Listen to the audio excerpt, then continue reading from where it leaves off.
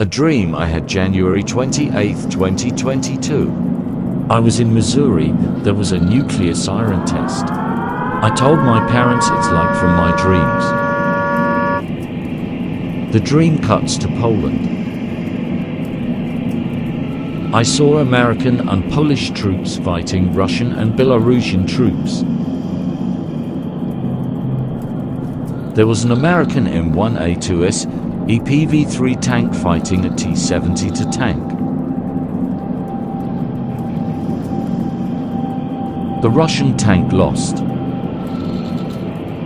Dream cuts to us mainland. I was in a dead-end neighborhood, everything desolate.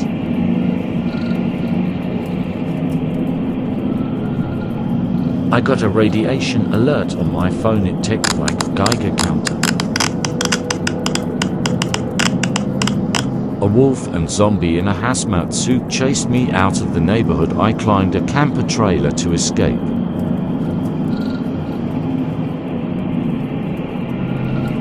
The symbolism is that Russia will nuke the US after American troops fight Russians in Europe. WW3 very scary.